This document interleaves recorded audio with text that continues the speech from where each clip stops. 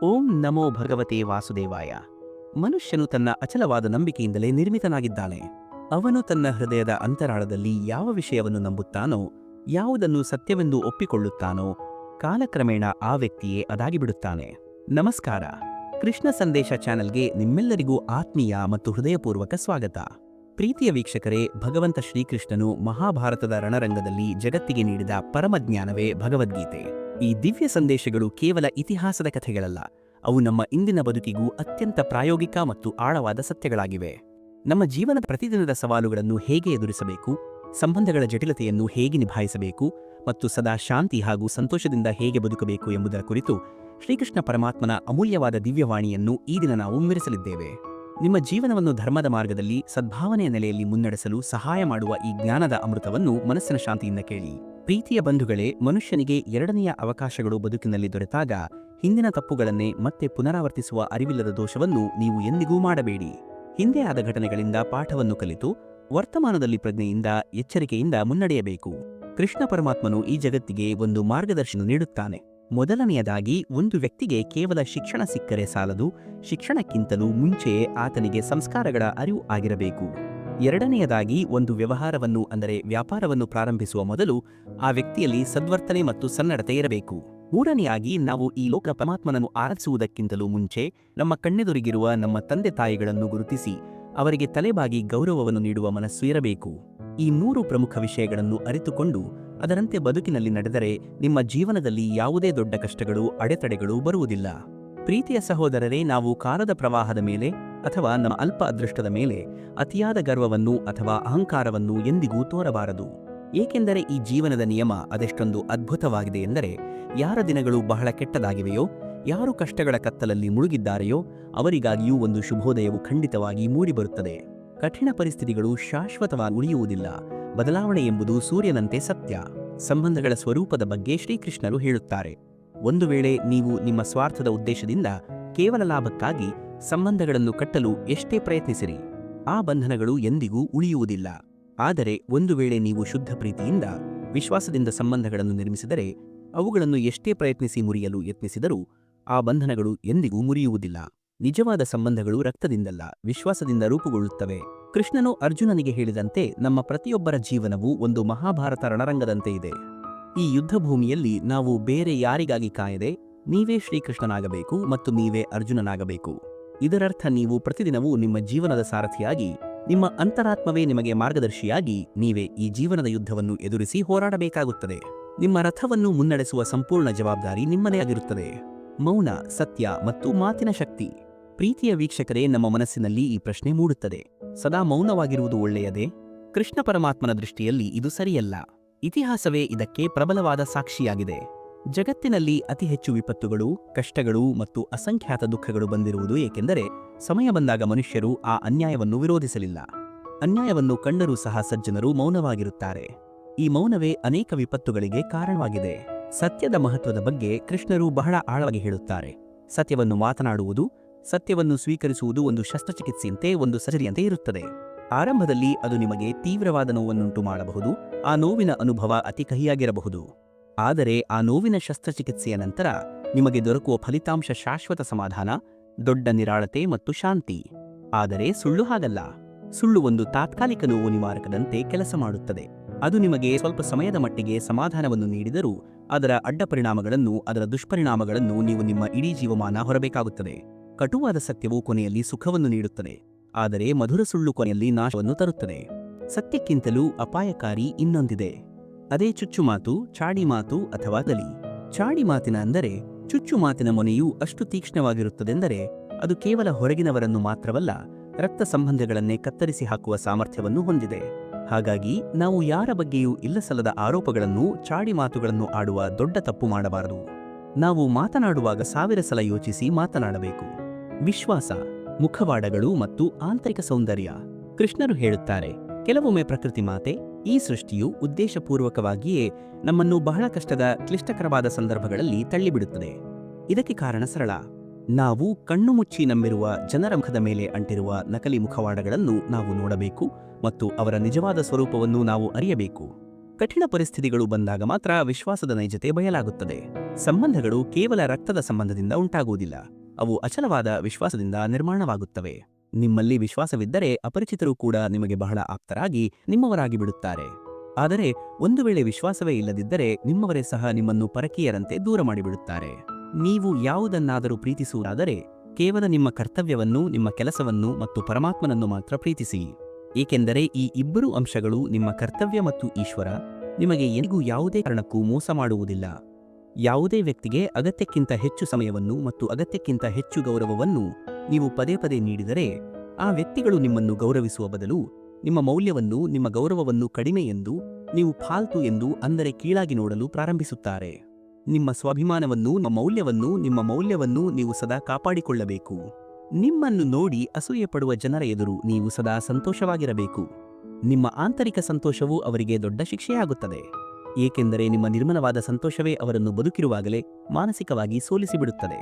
ಈ ಕಲಿಯುಗದ ಬಗ್ಗೆ ಎಚ್ಚರಿಕೆ ನೀಡುತ್ತಾ ಕೃಷ್ಣರು ಹೇಳುತ್ತಾರೆ, ಕಲಿಯುಗದಲ್ಲಿ ಪ್ರತಿಯೊಬ್ಬರೂ ಚಾಣಾಕ್ಷರೆಯಾಗಿರುತ್ತಾರೆ.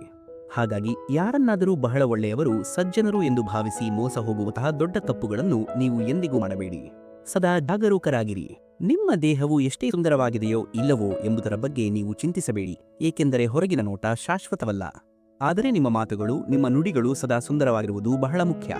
ಜನರು ನಿಮ್ಮ ಮುಖವನ್ನು ಮರೆಯಬಹುದು, ಆದರೆ ನೀವು ಆಡಿದ ಪ್ರೀತಿಪೂರ್ವಕ ಮಾತುಗಳನ್ನು ಅವರು ಎಂದಿಗೂ ಮರೆಯಲು ಸಾಧ್ಯವಿಲ್ಲ. ನಿಮ್ಮ ಮಾತುಗಳು ನಿಮ್ಮ ಸಂಸ್ಕಾರಗಳನ್ನು ಪ್ರತಿಬಿಂಬಿಸುತ್ತವೆ. ಯಾರು ನಿಮ್ಮನ್ನು ಸರಿಯಾಗಿ, ಪ್ರಾಮಾಣಿಕವಾಗಿ ಅರ್ಥ ಮಾಡಿಕೊಳ್ಳುತ್ತಾರೋ ಅವರೇ ನಿಜವಾದ ನಿಮ್ಮವರು. ಇಲ್ಲವಾದರೆ ಕೇವಲ ಸುಂದರವಾದ ಮುಖಗಳು ನಿಮ್ಮ ಶತ್ರುಗಳಿಗೂ ಇರಬಹುದು. ಮುಖ ನೋಡಿ ಮೋಸ ಹೋಗಬಾರದು. ಒಂದು ವೇಳೆ ನೀವು ನೆಲದ ಮೇಲೆ ಬಿದ್ದರೆ ನೀವು ತಕ್ಷಣವೇ ಎದ್ದು ನಡೆಯಬಹುದು. ಆದರೆ ಜನರ ದೃಷ್ಟಿಯಲ್ಲಿ, ಜನರ ಮನಸ್ಸಿನಲ್ಲಿ ನಿಮ್ಮ ಗೌರವವನ್ನು ಕಳೆದುಕೊಂಡರೆ ಆ ನಷ್ಟದಿಂದ ನೀವು ಎಂದಿಗೂ ಎಷ್ಟೇ ಪ್ರಯತ್ನಿಸಿದರೂ ಮೇಲೆ ಬರಲು ಸಾಧ್ಯವಿಲ್ಲ. ಗೌರವವನ್ನು ಕಾಪಿಕೊಳ್ಳಿ. ಕೃಷ್ಣ ಪರಮಾತ್ಮನ ಅಚಲವಾದ ಮಾತುಗಳು, ಯಾವ ಮನುಷ್ಯನಿಗೆ ಹೊರಗಿನ ಶಕ್ತಿಯೇ ಇಲ್ಲದಿದ್ದರೂ ಸಹ ಆಂತರಿಕವಾಗಿ ತನ್ನ ಮನಸ್ಸಿನಲ್ಲಿ ಸೋಲನ್ನು ಒಪ್ಪಿಕೊಳ್ಳುವುದಿಲ್ಲವೋ ಅಂತಹ ಆತ್ಮಬಲವುಳ್ಳ ವ್ಯಕ್ತಿಯನ್ನು ಈ ಇಡೀ ಜಗತ್ತಿನಲ್ಲಿ ಯಾವುದೇ ಶಕ್ತಿಯು ಎಂದಿಗೂ ಸೋಲಿಸಲು ಸಾಧ್ಯವಿಲ್ಲ. ಆಂತರಿಕವಾಗಿ ಸೋಲನ್ನು ಒಪ್ಪಿಕೊಳ್ಳದಿರುವುದೇ ದೊಡ್ಡ ಶಕ್ತಿ. ಸ್ವಯಂ ಸುಧಾರಣೆ ಮತ್ತು ಸಿದ್ಧತೆ. ಪ್ರೀತಿಯ ವೀಕ್ಷಕರೇ, ಇತರರ ತಪ್ಪುಗಳಿಂದ ನಾವು ಪಾಠವನ್ನು ಕಲಿಯಬೇಕು. ನಮ್ಮದೇ ಜೀವನದಲ್ಲಿ ಪ್ರಯೋಗಗಳನ್ನು ಮಾಡಿ ಕಲಿಯುವಷ್ಟು ದೀರ್ಘಾವಧಿಯ ಬದುಕು ನಮ್ಮ ಈ ಪುಟ್ಟ ಮಾನವ ಜನ್ಮಕ್ಕಿಲ್ಲ. ಹಾಗಾಗಿ ನಾವು ಜಾಗರೂಕತೆಯಿಂದ ಇರಬೇಕು. ನಿಮ್ಮನ್ನು ನೀವು ಅಂತಹ ಉತ್ತಮ ರೀತಿಯಲ್ಲಿ ನಿರ್ಮಿಸಿಕೊಳ್ಳಿ, ಅಂತಹ ಉನ್ನತ ವ್ಯಕ್ತಿತ್ವವನ್ನು ರೂಪಿಸಿಕೊಳ್ಳಿ. ನಿಮ್ಮನ್ನು ಭೇಟಿಯಾಗುವ ಪ್ರತಿಯೊಬ್ಬ ವ್ಯಕ್ತಿಯು, ನಿಮ್ಮನ್ನು ಕಂಡ ಪ್ರತಿಯೊಬ್ಬ ಮನುಷ್ಯನು ನಾನು ಇವರಂತೆಯೇ ಆಗಬೇಕು ಎಂದು ಬಯಸಬೇಕು. ನಿಮ್ಮ ಜೀವನ ಶೈಲಿಯೇ ಇತರರಿಗೆ ಮಾದರಿಯಾಗಬೇಕು. ನಮ್ಮ ಜೀವನದಲ್ಲಿ ಸಮಸ್ಯೆಗಳು ಯಾವುದೇ ಕಾರಣವಿಲ್ಲದೆ ಅಥವಾ ಯಾವುದೇ ಎಚ್ಚರಿಕೆ ನೀಡದೆ ಬರುವುದಿಲ್ಲ. ಆ ಸಮಸ್ಯೆಗಳ ಆಗಮನವು ವಾಸ್ತವವಾಗಿ ನಮಗೆ ಒಂದು ಸ್ಪಷ್ಟವಾದ ಸೂಚನೆಯಾಗಿದೆ. ಆ ಸೂಚನೆ ಏನೆಂದರೆ ನಾವು ನಮ್ಮ ಜೀವನದಲ್ಲಿ ಏನನ್ನಾದರೂ ಬದಲಾಯಿಸಬೇಕು, ಹೊಸ ದಾರಿಯಲ್ಲಿ ನಡೆಯಬೇಕು. ಆ ಬದಲಾವಣೆಗೆ ನೀವು ಸಿದ್ಧರಾಗಿರಿ. ಭೌತಿಕವಾಗಿ ನೀವು ಇಡೀ ಜಗತ್ತಿಗಿಂತ, ಸ್ಪರ್ಧಾತ್ಮಕ ಪ್ರಪಂಚಕ್ಕಿಂತ ಸ್ವಲ್ಪ ಹಿಂದೆ ಇದ್ದರೂ ಸಹ ಪರವಾಗಿಲ್ಲ. ನಿಮ್ಮ ಸಿದ್ಧಿಯು ಗಟ್ಟಿಯಾಗಿ ಬಲವಾಗಿದ್ದರೆ ನೀವು ಖಂಡಿತವಾಗಿಯೂ ಮುಂದೆ ಬರಬಹುದು. ನಿಮ್ಮ ತಯಾರಿ ಮತ್ತು ಆತ್ಮವಿಶ್ವಾಸವೇ ನಿಮ್ಮ ಶಕ್ತಿ. ನೀವು ಸಂತೋಷವಾಗಿದ್ದಾಗ ನಿಮ್ಮ ಜೀವನವು ಕೇವಲ ಉತ್ತಮವಾಗಿರುತ್ತದೆ. ಆದರೆ ನಿಮ್ಮ ಕಾರಣದಿಂದಾಗಿ ಇತರರು ಸಹ ಸಂತೋಷದಿಂದ ಇದ್ದರೆ ಆಗ ನಿಮ್ಮ ಜೀವನವು ಕೇವಲ ಉತ್ತಮವಾಗಿರದೆ ಅತ್ಯುತ್ತಮವಾಗಿ, ಶ್ರೇಷ್ಠವಾಗಿ ಮತ್ತು ದಿವ್ಯವಾಗಿ ಇರುತ್ತದೆ. ಒಂದು ಕಠಿಣ ಸತ್ಯವೇನೆಂದರೆ, ನೀವು ಶ್ರೀಮಂತರಾಗುವವರೆಗೆ ಅಥವಾ ಜೀವನದಲ್ಲಿ ಯಶಸ್ವಿಯಾಗುವವರೆಗೆ ನೀವು ಬೇರೆ ಯಾರಿಗೂ ಜ್ಞಾನಬೋಧನೆಯನ್ನು ಮಾಡಬೇಡಿ. ಏಕೆಂದರೆ ನಿಮ್ಮ ಬಳಿ ಯಶಸ್ಸು ಮತ್ತು ಸಂಪತ್ತು ಇಲ್ಲದಿದ್ದರೆ ನಿಮ್ಮ ಮಾತುಗಳು ಎಷ್ಟೇ ಸತ್ಯವಾಗಿದ್ದರೂ ಸಹ ಯಾರೂ ನಿಮ್ಮ ಮಾತುಗಳನ್ನು ಕೇಳುವುದಿಲ್ಲ. ಶ್ರೀಕೃಷ್ಣನು ಹೇಳುತ್ತಾನೆ, ಯಾರು ತಮ್ಮ ಮೇಲೆ ಹೆಚ್ಚು ಭಾರವನ್ನು ಹೊತ್ತುಕೊಂಡು ನಡೆಯುತ್ತಾರೋ ಅವರು ಹೆಚ್ಚಾಗಿ ಮುಳುಗಿ ಹೋಗುತ್ತಾರೆ. ಆ ಭಾರವು ಕೇವಲ ವಸ್ತುಗಳ ಭಾರವಾಗಿರಬಹುದು ಅಥವಾ ಅತ್ಯಂತ ಅಪಾಯಕಾರಿಯಾದ ಅಹಂಕಾರದ ಭಾರವೇ ಆಗಿರಬಹುದು. ಯಾವ ಮನುಷ್ಯನ ಉದ್ದೇಶ ಅಂದರೆ ಅವನ ನಿಯತ್ ಶುದ್ಧವಾಗಿದೆಯೋ ಮತ್ತು ಒಳ್ಳೆಯದಾಗಿದೆಯೋ ಅವನ ಅದೃಷ್ಟ ಅಂದರೆ ನಸೀಬೆಂದಿಗೂ ಕೆಟ್ಟಾಗುವುದಿಲ್ಲ. ಉದ್ದೇಶ ಶುದ್ಧವಾಗಿರಲಿ, ಕರ್ಮಗಳು ತಾನಾಗಿಯೇ ಸುಧಾರಿಸುತ್ತವೆ. ಜೀವನದಲ್ಲಿ ಹಣವನ್ನು ಸಂಪಾದಿಸುವುದಕ್ಕಿಂತ ಮುಖ್ಯವಾಗಿ ನಾವು ಉತ್ತಮವಾದ ನಡವಳಿಕೆಯನ್ನು ಮತ್ತು ಸದ್ವರ್ತನೆಯನ್ನು ಗಳಬೇಕು. ಏಕೆಂದರೆ ನೀವು ಮರಣ ಹೊಂದಿದಾಗ ನಿಮ್ಮ ಅಂತ್ಯಕ್ರಿಯೆಯ ಸಮಯದಲ್ಲಿ ನಿಮ್ಮ ಶವದ ಪೆಟ್ಟಿಗೆಯೊಂದಿಗೆ 4 ಕೋಟಿ ರೂಪಾಯಿಗಳ ಹಣ ಬರುವುದಿಲ್ಲ. ಆದರೆ ನಿಮ್ಮ ಸದ್ಗುಣಗಳಿಂದ ಪ್ರಭಾವಿತರಾದ ಕೇವಲ 4 ಜನ ಮಾತ್ರ ನಿಮ್ಮನ್ನು ಸಾಧಿಸಲು ಬರುತ್ತಾರೆ. ಈ ಜಗತ್ತನ್ನೇ ಮುಳುಗಿಸುವ ಸಾಮರ್ಥ್ಯ ಸಮುದ್ರಕ್ಕಿದೆ. ಆದರೆ ಆ ಸಮುದ್ರವು ತೈಲದ ಒಂದು ಸಣ್ಣ ಹನಿಯನ್ನು ಕೂಡ ಮುಳುಗಿಸಲು ಸಾಧ್ಯವಿಲ್ಲ. ಇದರರ್ಥ ಜೀವನದಲ್ಲಿ ಯಾರನ್ನೂ ಎಂದಿಗೂ ಯಾವುದೇ ಕಾರಣಕ್ಕೂ ಕೀಳಾಗಿ ಅಂದಾಜು ಮಾಡಬೇಡಿ. ಪ್ರತಿಯೊಬ್ಬರ ಮೌಲ್ಯವನ್ನು ಗೌರವಿಸಿ. ವಂಶಪಾರಂಪರ್ಯವಾಗಿ ಒಬ್ಬ ರಾಜನಿಗೆ ಸಿಂಹಾಸನ ಸಿಗಬಹುದು, ಆದರೆ ವಿವೇಕ ಮತ್ತು ಬುದ್ಧಿಮತ್ತೆ ಪರಂಪರೆಯಿಂದ ಬರುವುದಿಲ್ಲ. ಬುದ್ಧಿ ಕೇವಲ ಸ್ವಂತ ಪ್ರಯತ್ನದಿಂದ ನಿಮ್ಮ ಸ್ವಂತ ಕಾಲ ಮೇಲೆ ನಿಂತಾಗ, ಕಷ್ಟಗಳನ್ನು ಎದುರಿಸಿದಾಗ ಮಾತ್ರ ಬರುತ್ತದೆ. ನಿಮ್ಮನ್ನು ಮುಂದೆ ಕೊಂಡೊಯ್ಯಲು ಸಾಧ್ಯವಿರುವ ಏಕೈಕ ವ್ಯಕ್ತಿ ನೀವೇ ಆಗಿದ್ದೀರಿ. ತಾಳ್ಮೆ, ಸಮಯ ಮತ್ತು ಮೌಲ್ಯ. ಪ್ರೀತಿಯ ವೀಕ್ಷಕರೇ, ನಿಮ್ಮ ಸರಿಯಾದ ಸಮಯ ನಿಮ್ಮ ಉತ್ತಮ ಘಳಿಗೆ ಬರುವವರೆಗೂ ನೀವು ಶಾಂತವಾಗಿರಿ, ತಾಳ್ಮೆಯಿಂದ ಕಾಯಿರಿ. ನೀವು ಯಾವುದೇ ಒಬ್ಬ ವ್ಯಕ್ತಿಯಾಗಿ ಪ್ರತಿಕ್ಷಣವೂ ಸದಾಕಾಲ ಹಾಜರಿದ್ದರೆ, ಆದರೆ ಅವರ ಅಗತ್ಯಗಳಿಗೆ ಲಭ್ಯರಾಗಿದ್ದರೆ, ಜನರು ನಿಮ್ಮನ್ನು ಒಳ್ಳೆಯವರು ಎಂದು ಅಂದುಕೊಳ್ಳುವುದಿಲ್ಲ. ಬದಲಾಗಿ ನೀವು ಅವರಿಗೆ ಅನಗತ್ಯವು ಫಾಲ್ತು ಎಂದು ಭಾವಿಸಲು ಶುರು ಮಾಡುತ್ತಾರೆ. ನಿಮ್ಮ ಲಭ್ಯತೆ ಕಡಿಮೆಯಾದಾಗ ಮಾತ್ರ ನಿಮ್ಮ ಮೌಲ್ಯ ಹೆಚ್ಚಾಗುತ್ತದೆ. ನೀವು ನಿಮಗಾಗಿ ಗೆಲ್ಲಬೇಕು. ನಿಮ್ಮ ಈ ಜಯ ನಿಮ್ಮ ಸ್ವಂತದಕ್ಕಾಗಿ ಇರಲಿ, ಏಕೆಂದರೆ ಇಡೀ ಪ್ರಪಂಚವು ನೀವು ಸೋಲುತ್ತೀರಿ ಎಂದು ಮೊದಲಿನಿಂದಲೂ ನಿರೀಕ್ಷಿಸುತ್ತಿದೆ. ಆದ್ದರಿಂದ ಯಾರಿಗೂ ಅವಕಾಶ ನೀಡದೆ ನಿಮ್ಮ ಶ್ರಮದಿಂದ ನೀವೇ ಗೆದ್ದು ತೋರಿಸಿ. ನಮ್ಮ ಸಂಬಂಧಿಕರು ಕೆಲವೊಮ್ಮೆ ವಿರೋಧ ಪಕ್ಷದ ನಾಯಕರೇ ಇರುತ್ತಾರೆ. ನೀವು ಜೀವನದಲ್ಲಿ ಎಷ್ಟೇ ಒಳ್ಳೆಯ ಕೆಲಸವನ್ನು ಮಾಡಿದರೂ, ಎಷ್ಟೇ ಪ್ರತಿಯನ್ನು ಕಂಡರೂ, ಅವರು ನಿಮ್ಮ ಬಗ್ಗೆ ಚಾಡಿ ಮಾತುಗಳನ್ನು ಆಡಲು, ನಿಮ್ಮಲ್ಲಿ ತಪ್ಪನ್ನು ಹುಡುಕಲು ಪ್ರಯತ್ನಿಸುತ್ತಲೇ ಇರುತ್ತಾರೆ. ಇದನ್ನು ಸಹಿಸಿಕೊಂಡು ನೀವು ಮುಂದೆ ಸಾಗಬೇಕು. ಕೃಷ್ಣರು ಹೇಳುತ್ತಾರೆ, ಜೀವನದಲ್ಲಿ ಸವಾಲುಗಳು ಎಲ್ಲ ಪಾಲಿಗೆ ಬರುವುದಿಲ್ಲ. ಅದೃಷ್ಟ ಕೂಡ ಕೇವಲ ಅದೃಷ್ಟವಂತರನ್ನು ಮಾತ್ರ ಪರೀಕ್ಷಿಸುತ್ತದೆ. ಈ ಸವಾಲುಗಳನ್ನು ನೀವು ಗೌರವಿಸಬೇಕು. ಬಡವರಾಗಿರುವುದು ಯಾವುದೇ ಕಾರಣಕ್ಕೂ ಕೆಟ್ಟ ವಿಷಯವಲ್ಲ, ಆದರೆ ಬಡವರಂತೆ ಕಾಣಲು ಪ್ರಯತ್ನಿಸುವುದು ಮಾತ್ರ ಕೆಟ್ಟದು. ನಿಮ್ಮ ಜೇಬಿನಲ್ಲಿ ಎಷ್ಟು ಹಣವಿದೆ ಎಂಬುದು ನಿಮಗೆ ಹೊರತು ಬೇರೆ ಯಾರಿಗೂ ತಿಳಿಯದಿರಲಿ. ನಿಮ್ಮ ಸಂಪತ್ತಿನ ಬಗ್ಗೆ ಗೌಪ್ಯತೆ ಕಾಪಾಡಿ. ನೀವು ಇತರರಿಗೆ ಗೌರವವನ್ನು ಕೊಡಿ, ಆದರೆ ಇಷ್ಟೊಂದು ಗೌರವವನ್ನು ಕೊಡಬೇಡಿ ಇದರಿಂದ ಯಾರೂ ನಿಮ್ಮ ಗೌರವವನ್ನೇ ಕಳೆದುಕೊಳ್ಳುವಂತೆ ಮಾಡಲಿ. ಗೌರವವನ್ನು ನೀಡುವಲ್ಲಿ ಒಂದು ಸಮತೋಲನವಿರಲಿ. ಕೆಲವೊಂದು ಸಣ್ಣ ಪುಟ್ಟ ತಪ್ಪನ್ನು ನೀವು ಕ್ಷಮಿಸುವುದು ಅನೇಕ ಬಾರಿ ನಿಮ್ಮದೇ ದೊಡ್ಡ ತಪ್ಪಾಗಿ ಬಿಡುತ್ತದೆ. ಯಾರನ್ನು ಕ್ಷಮಿಸಬೇಕು, ಯಾರನ್ನು ಕ್ಷಮಿಸಬಾರದು ಎಂಬುದನ್ನು ವಿವೇಚನೆಯಿಂದ ನಿರ್ಧಾರ ಮಾಡಿ. ನಾನು ನನ್ನ ಜೀವನದಲ್ಲಿ ಮಾಡಿದ ಒಂದು ದೊಡ್ಡ ತಪ್ಪು ಏನೆಂದರೆ, ನಾನು ನನ್ನ ಅಗತ್ಯಕ್ಕಿಂತ ಇತರರಿಗೆ ಹೆಚ್ಚು ಪ್ರಾಮುಖ್ಯತೆಯನ್ನು ನೀಡಿದೆ. ಇದು ಅನೇಕ ನೋವುಗಳಿಗೆ ಕಾರಣವಾಯಿತು. ಹಾಗಾಗಿ ನಿಮ್ಮ ಬಗ್ಗೆ ನೀವೇ ಕಾಳಜಿ ವಹಿಸಿ. ನಾನು ಬಹಳ ಭಯಪಡುವೆನು. ಆ ಜನ ಬಗ್ಗೆ ಮುಖದಲ್ಲಿ ಸಿಹಿ ಇದ್ದು ಹೃದಯದಲ್ಲಿ ವಿಷವಿರುತ್ತದೆಯೋ ಅಂಥವರಿಂದ ದೂರವಿರಿ. ವಿಶ್ವಾಸ ಎಲ್ಲಿ ಇರುತ್ತದೆಯೋ ಅಲ್ಲಿ ಮಾತ್ರ ನಿಷ್ಠೆ ಇರುತ್ತದೆ. ಇಲ್ಲದಿದ್ದರೆ ಸಾವಿರಾರು ಜನರ ಭೇಟಿ ನಾವು ಪ್ರತಿದಿನ ಮುತ್ತೇವೆ. ನಮ್ಮ ಮಾತುಗಳ ಮಾಧುರ್ಯವು ಒಬ್ಬ ವ್ಯಕ್ತಿಯ ಆಂತರಿಕ ರಹಸ್ಯಗಳನ್ನು ಬಯಲು ಮಾಡುವುದಿಲ್ಲ. ಉದಾಹರಣೆಗೆ, ಒಂದು ಬಿಲ್ಲನ್ನು ನೋಡಿ ಅದು ಹಾವನ್ನು ತಿನ್ನುತ್ತದೆ ಎಂದು ಯಾರು ಹೇಳಬಲ್ಲರು? ಹಾಗಾಗಿ ಹೊರಟವನ್ನು ನೋಡಿ ಜನರನ್ನು ನಂಬಬೇಡಿ. ನಾವು ಆಡುವ ಮಾತುಗಳು ಬಹಳ ಮುಖ್ಯ. ಈ ಮಾತುಗಳು ಒಂದು ವಸ್ತುವಿನಂತೆ ಇರುತ್ತವೆ. ಅದರ ಕಾರಣದಿಂದಾಗಿ ಮನುಷ್ಯನು ನಮ್ಮ ಹೃದಯದಲ್ಲಿ ಇಳಿಯಬಹುದು ಅಥವಾ ಹೃದಯದಿಂದ ದೂರ ಸರಿಯಬಹುದು. ನಿಮ್ಮ ಮಾತುಗಳನ್ನು ಬಹಳ ಎಚ್ಚರಿಕೆಯಿಂದ ಆಡಿ. ಸಹನೆ, ಧರ್ಮ ಮತ್ತು ಅಹಂಕಾರದ ಪಾಠ. ಇದು ಕೇವಲ ಆಚಾರ ಮತ್ತು ಸಂಸ್ಕಾರಗಳ ವಿಷಯವಾಗಿರುತ್ತದೆ. ಏಕೆಂದರೆ ಯಾರು ಶಾಂತವಾಗಿ ತಾಳ್ಮೆಯಿಂದ ಕೇಳಿಸಿಕೊಳ್ಳುತ್ತಾರೋ ಅವರು ಅಗತ್ಯ ಬಿದ್ದಾಗ ಪ್ರತಿಕ್ರಿಯಿಸಲು ಸಹ ಸಮರ್ಥರಾಗುತ್ತಾರೆ. ತಾಳ್ಮೆಯು ನಿಮ್ಮ ಅತಿ ದೊಡ್ಡ ಶಕ್ತಿ. ಬನ್ನಿ, ಇನ್ನು ಮುಂದೆ ಸ್ವಲ್ಪ ನೆಮ್ಮದಿಯಿಂದ ಶಾಂತಿಯಿಂದ ಬದುಕೋಣ. ಯಾರು ನಮ್ಮ ಮನಸ್ಸಿಗೆ ಪದೇ ಪದೇ ನೋವು ನೀಡುತ್ತಾರೋ ಅಂಥವರಿಂದ ಸ್ವಲ್ಪ ದೂರ ಇರೋಣ. ದೂರವಿದ್ದಾಗ ಶಾಂತಿ ಮತ್ತು ನೆಮ್ಮದಿ ಸಿಗುತ್ತದೆ. ಪ್ರತಿಯೊಬ್ಬರಿಗೂ ಅವಕಾಶ ಸಿಗುತ್ತದೆ. ಪ್ರತಿಯೊಬ್ಬರ ಸಮಯವೂ ಬರುತ್ತದೆ. ಕೆಲವರು ಆ ಅವಕಾಶವನ್ನು ದುರುಪಯೋಗಪಡಿಸಿಕೊಂಡು ಮೋಸ ಮಾಡುತ್ತಾರೆ. ಇನ್ನು ಕೆಲವರು ತಾಳ್ಮೆಯಿಂದ ಕಾಯುತ್ತಾರೆ. ಯಾವ ನೋವನ್ನು, ಯಾವ ದುಃಖವನ್ನು ನೀವೇ ಸ್ವತಃ ಸಹಿಸಿಕೊಳ್ಳಲು ಸಾಧ್ಯವಿಲ್ಲವೋ ಅಂತಹ ನೋವನ್ನು ಬೇರೆಯವರಿಗೂ ಸಹ ನೀವು ಕೊಡಬೇಡಿ. ಇತರರ ದುಃಖವನ್ನು ಅರ್ಥ ಮಾಡಿಕೊಳ್ಳಿ. ಕೃಷ್ಣ ಪರಮಾತ್ಮನು ಗೀತೆಯಲ್ಲಿ ಹೇಳುತ್ತಾರೆ, ಧರ್ಮದಿಂದ ತುಂಬಿರುವಂತಹ ಹೃದಯವು ಯಾವಾಗಲೂ ಧರ್ಮದ ಮಾರ್ಗದರ್ಶನವನ್ನೇ ನೀಡುತ್ತದೆ, ಮತ್ತು ಅಧರ್ಮದಿಂದ ತುಂಬಿರುವಂತಹ ಹೃದಯವು ಯಾವಾಗಲೂ ಅಧರ್ಮದ ಮಾರ್ಗದರ್ಶನವನ್ನೇ ನೀಡುತ್ತದೆ. ಯಾರು ಈ ಪ್ರಪಂಚದಲ್ಲಿ ಪ್ರೀತಿಯನ್ನು ಹೊಸದ ವಿಷಯ ಎಂದು ಕೇವಲ ಹುಚ್ಚು ಮಾತು ಎಂದು ಹೇಳುತ್ತಾರೋ ಅವರು ಮೂರ್ಖರು. ಪ್ರೀತಿಯೇ ಈ ಜಗತ್ತಿನ ಮೂಲವಾಗಿದೆ. ಪ್ರೀತಿಗಲೇ ಇಡೀ ಸಂಸಾರವು ನಿರ್ಮಾಣವಾಗಿದೆ. ಮೋಸ ಅಥವಾ ವಂಚನೆಯು ಯಾರಿಗೂ ಸಂಬಂಧಿಯಲ್ಲ. ಅದು ಯಾರ ಬಂಧುವೂ ಅಲ್ಲ. ನಮ್ಮ ಸ್ವಾರ್ಥವು ಎಲ್ಲಿ ಕೊನೆಗೊಳ್ಳುತ್ತದೆಯೋ ಅಲ್ಲಿಂದಲೇ ವಂಚನೆಯು ಪ್ರಾರಂಭವಾಗುತ್ತದೆ. ವಂಚನೆಯಿಂದ ಸದಾ ದೂರವಿರಿ. ಸಂಬಂಧಗಳಲ್ಲಿ ನಿಯಮಿತವಾದ ಅಂತರಗಳನ್ನು, ಒಂದು ಸೀಮಿತವಾದ ದೂರವನ್ನು ಕಾಯ್ದುಕೊಳ್ಳುವುದು ಆ ಸಂಬಂಧಗಳನ್ನು ಜೋಡಿಸುತ್ತದೆ. ಆದರೆ ಅನಿಯಮಿತವಾದ ಅಂತರಗಳು ಮತ್ತು ಅತಿಯಾದ ನಿಕಟತೆ ಸಂಬಂಧಗಳನ್ನು ಮುರಿದು ಹಾಕುತ್ತವೆ. ಮನುಷ್ಯನು ತನ್ನ ಆಳವಾದ ನಂಬಿಕೆಯಿಂದ ನಿರ್ಮಿತನಾಗಿದ್ದಾನೆ. ಅವನು ಯಾವುದನ್ನು ನಂಬುತ್ತಾನೋ ಅದೇ ಆಗಿಬಿಡುತ್ತಾನೆ ಎಂಬ ಸತ್ಯವನ್ನು ಮತ್ತೆ ನೆನಪಿಡಿ. ನಿಮ್ಮ ನಂಬಿಕೆಯನ್ನು ಬಲವಾಗಿ ಇಟ್ಟುಕೊಳ್ಳಿ. ತಮ್ಮನ್ನೇ ಕೆಟ್ಟವರು ಎಂದು ಹೇಳಿಕೊಳ್ಳಲು ಧೈರ್ಯವಿಲ್ಲದ ಜನರು ಈ ಇಡೀ ಜಗತ್ತೇ ಕೆಟ್ಟದಾಗಿದೆ, ಈ ಯುಗವೇ ಸರಿ ಇಲ್ಲ ಎಂದು ಹೇಳುತ್ತಾರೆ. ತಮ್ಮ ತಪ್ಪನ್ನು ಒಪ್ಪಿಕೊಳ್ಳುವ ಧೈರ್ಯ ಅವರಿಗೆ ಇರುವುದಿಲ್ಲ. ಯಾರು ಆಂತರಿಕವಾಗಿ ತುಂಬಾ ಬಲಶಾಲಿಯಾಗಿರುತ್ತಾರೋ ಅವರು ಮಾತ್ರ ಇತರರನ್ನು ಕ್ಷಮಿಸಲು ಸಾಧ್ಯ. ಆದರೆ ಆಂತರಿಕವಾಗಿ ದುರ್ಬಲ ವ್ಯಕ್ತಿಗಳು ಯಾವಾಗಲೂ ಸೇಡಿನ ಬೆಂಕಿಯಲ್ಲಿ ಸುಡುತ್ತಾ ಇರುತ್ತಾರೆ. ಕ್ಷಮಿಸುವುದು ದೊಡ್ಡ ಶಕ್ತಿ. ಪ್ರೀತಿಯ ವೀಕ್ಷಕರೇ, ನೀವು ಒಂದು ತಿಂಗಳಲ್ಲಿ ಅಥವಾ ಒಂದು ವಾರದಲ್ಲಿ ಏನು ಸಾಧಿಸಬಹುದು ಎಂದು ಚಿಂತಿಸಬೇಡಿ. ಬದಲಾಗಿ ಮುಂದಿನ 24 ಗಂಟೆಗಳಲ್ಲಿ, ಅಂದರೆ 24 ಗಂಟೆಗಳಲ್ಲಿ ನೀವು ಏನು ಸಾಧಿಸಬಹುದು ಎಂದು ಚಿಂತಿಸಿ. ವರಮಾನದ ಬಗ್ಗೆ ಗಮನವಿರಲಿ. ನಿಜವಾದ ಮುಖ ಮತ್ತು ಚರ್ಚೆಯ ಮಿತಿ. ಯಾರೊಬ್ಬರಿಗೆ ನೀವು ಮುಂದೆ ಅಗತ್ಯವಿಲ್ಲದಿದ್ದಾಗ, ಅಂದರೆ ನೀವು ಅವರಿಗೆ ಉಪಯೋಗಕ್ಕೆ ಬರುವುದಿಲ್ಲ ಎಂದಾದಾಗ, ಅವರ ನಿಜವಾದ ಮುಖವು ನಿಮ್ಮ ಮುಂದೆ ಬರುತ್ತದೆ. ಆಗ ಅವರ ಆಂತರಿಕ ಸ್ವಭಾವ ನಿಮಗೆ ತಿಳಿಯುತ್ತದೆ. ಮಾತಿಗೆ ತಿರುಗೇಟು ನೀಡುವುದು, ತಕ್ಷಣ ಉತ್ತರ ಕೊಡುವುದು ಖಂಡಿತವಾಗಿಯೂ ತಪ್ಪು. ಆದರೆ ನೀವು ಸದಾಕಾಲ ಎಲ್ಲವನ್ನೂ ಮೌನವಾಗಿ ಕೇಳುತ್ತಲೇ ಇದ್ದರೆ ಜನರು ಮಾತನಾಡಲು ತಮ್ಮ ಎಲ್ಲೆ ಮೀರಿ ಹೋಗುತ್ತಾರೆ. ಪ್ರತಿಕ್ರಿಯೆಯನ್ನು ನೀಡುವಲ್ಲಿ ಒಂದು ಸೀಮಿತ ಪ್ರಮಾಣವಿರಲಿ. ಒಬ್ಬ ಮೂರ್ಖ ಮನುಷ್ಯನೊಂದಿಗೆ ಅಂತ್ಯ ಚರ್ಚೆ ಮಾಡುವುದು ನಿಮ್ಮ ಕೆನ್ನೆಯ ಮೇಲೆ ಕುಳಿತಿರುವ ಸೊಳ್ಳೆಯನ್ನು ಕೊಲ್ಲಲು ಪ್ರಯತ್ನಿಸಿದರೆ ಆ ಸೊಳ್ಳೆ ಸಾಯಲಿ ಅಥವಾ ಸಾಯದಿರಲಿ ನಿಮಗೆ ನಿಮ್ಮ ಕೈಯಿಂದಲೇ ಪೆಟ್ಟು ಬೀಳುವುದು ಖಚಿತ. ಮೂರ್ಖರೊಂದಿಗೆ ವಾದ ಮಾಡಬೇಡಿ. ಸಾಮಾನ್ಯವಾಗಿ ಸುಳ್ಳು ಹೇಳುವ ಜನರ ಮಾತುಗಳು ಮಧುರವಾಗಿರುತ್ತವೆ, ಆದರೆ ಸತ್ಯವನ್ನು ಹೇಳುವ ಜನರ ಮಾತುಗಳು ಯಾವಾಗಲೂ ಕಹಿಯಾಗ್ತದೆ. ಈ ವ್ಯತ್ಯಾಸವನ್ನು ನೀವು ತಿಳಿದುಕೊಳ್ಳಿ. ಯಾರನ್ನಾದರೂ ಗೌರವಿಸಬೇಕಿದ್ದರೆ ಅವರು ಜೀವಂತವಾಗಿರುವಾಗಲೇ ಪ್ರೀತಿ ಮತ್ತು ಗೌರವವನ್ನು ನೀಡಿ, ಏಕೆಂದರೆ ಅವರು ಮರಣ ಹೊಂದಿದ ನಂತರ ಅವನ್ನು ದ್ವೇಷಿಸುವವರು ಕೂಡ ಅವರು ಒಳ್ಳೆಯ ಮನುಷ್ಯರಾಗಿದ್ದರು ಎಂದು ಹೇಳುತ್ತಾರೆ. ಯಾರು ನಿಮ್ಮ ಬೆನ್ನ ಹಿಂದೆ ನಿಮ್ಮ ಬಗ್ಗೆ ಮಾತನಾಡುತ್ತಾರೋ ಆ ಮಾತುಗಳ ಬಗ್ಗೆ ನೀವು ಎಂದಿಗೂ ಕೊಡಬೇಡಿ, ಏಕೆಂದರೆ ಇದರ ಸ್ಪಷ್ಟ ಅರ್ಥ ಏನೆಂದರೆ ನೀವು ಇನ್ನೂ ಅವರಿಗಿಂತ 2 ಹೆಜ್ಜೆ ಮುಂದೆ ಇದ್ದೀರಿ. ಕೃಷ್ಣ ಪರಮಾತ್ಮನ ಮಾತಿನಲ್ಲಿ ಹೇಳುವುದಾದರೆ, ನನ್ನ ಜೀವನದ 3 ತಪ್ಪುಗಳು ಇಂತಿವೆ. ಮೊದಲನೆಯದು, ನಾನು ಪ್ರತಿಯೊಬ್ಬರನ್ನೂ ಬಹಳ ಬೇಗ ನಂಬಿದೆ.